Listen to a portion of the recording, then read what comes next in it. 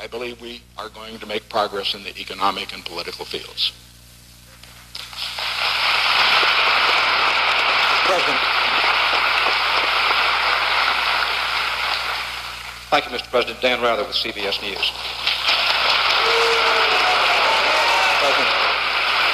President. Are you running for something?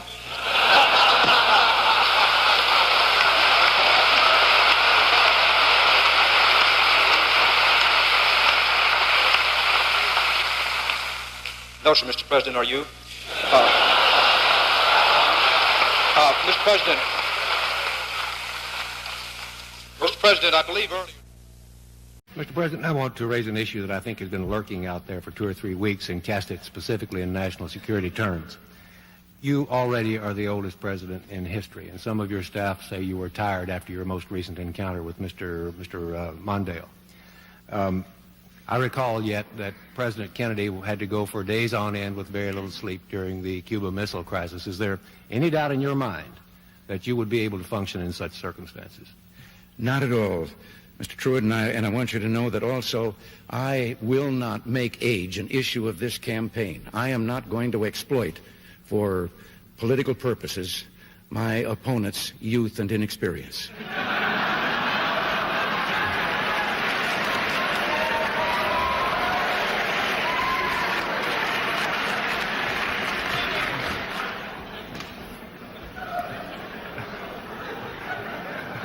If I still have time, I might add, Mr. Truitt, I might add that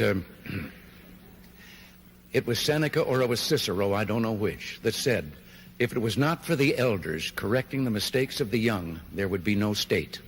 Mr. President, I'd like to head for the fence and try to catch that one before. It's accomplishments, it's experience. I have far more experience than many others that sought the office of Vice President of this country. I have as much experience in the Congress as Jack Kennedy did when he sought the presidency.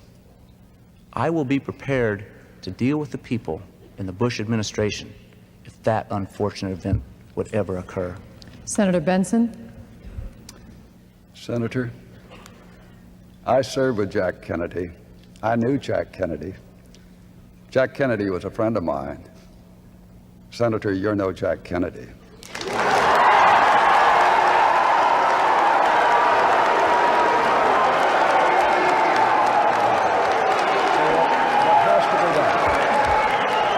To be done in a situation like that. Please, in a situation like that, you're only taking time is to call in the joint. Your own candidate.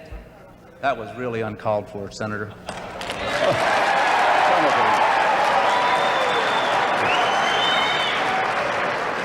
You're the one that was making the comparisons, Senator, and I'm one who knew him well. And frankly, I think you're so far apart in the objectives you choose for your country that I did not think the comparison was well taken. Let me interrupt you, and let's go back to the White House and Secretary Alexander Haig.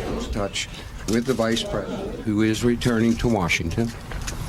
We have in the Situation Room all of the officials of the Cabinet who should be here and ready at this time. We have informed our friends abroad of the situation. The President's condition, as we know it, stable, now undergoing surgery, and there are absolutely no alert measures that are necessary at this time or contemplated. Now, if you have some questions, I'd be happy to take them. Crisis management, is that put into effect when you arrived? Crisis management is in effect. Who is making the decisions for the government right now? Who's making the decisions? Constitutionally, gentlemen, you have the President, the Vice President, and the Secretary of State in that order. And should the President decide he wants to transfer the helm to the Vice President, he will do so. Who makes that decision? As of now, I am in control here in the White House, pending return of the Vice President, and in close touch with him. If something came up, I would check with him, of course.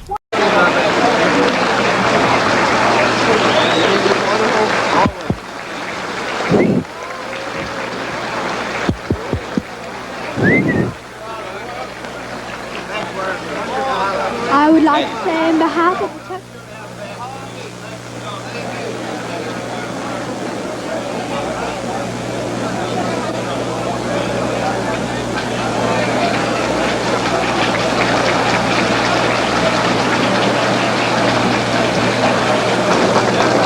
As you can see, as the president and his wife are about to leave, they are stopping to shake hands with everyone along here.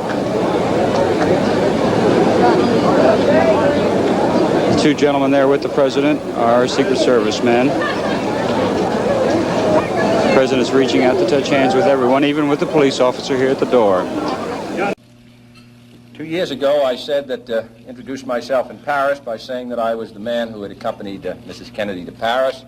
I'm getting somewhat that same sensation as I travel around Texas.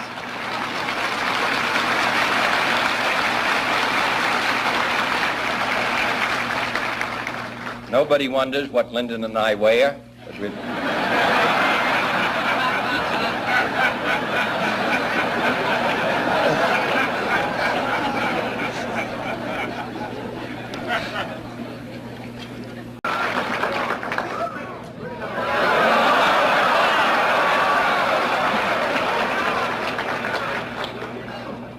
I'll put it on in the White House on Monday. If you'll come up there, you'll have a chance to see it there.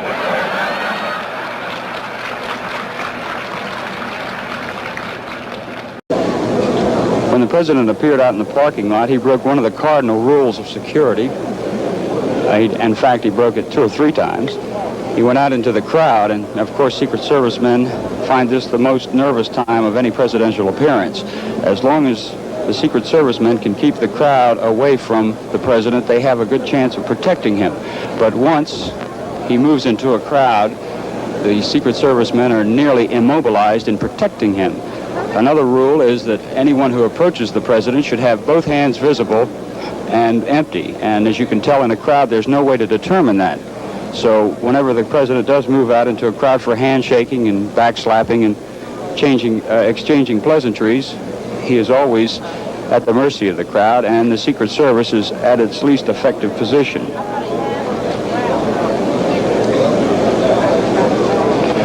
On September 6, 1901, those 2 rules were broken, and it ended in tragedy. That was the day that President William McKinley was appearing at the Pan American Exposition in Buffalo, New York, and at a public reception, the crowd moved in around him, and the 3 Secret Service men who were guarding him had no chance to screen the people approaching him.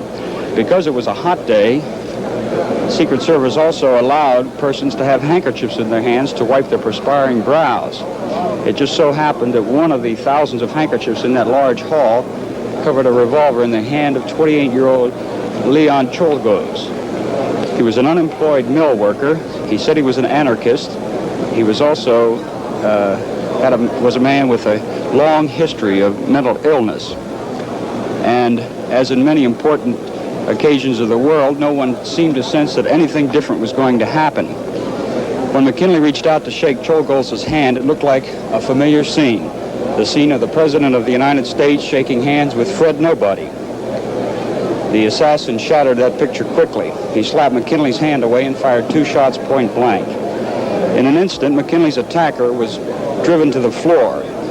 As the president was being helped to a chair, McKinley murmured, "Don't let them hurt him." 7 days later, McKinley was dead. Oddly enough, the assassination attempt was staged in the Temple of Music, quite an ironical note, and there was a quiet Bach sonata being played in the background when the 2 fatal shots rang out. Now here comes Vice President Johnson, Governor Connally, Senator Ralph Yarborough,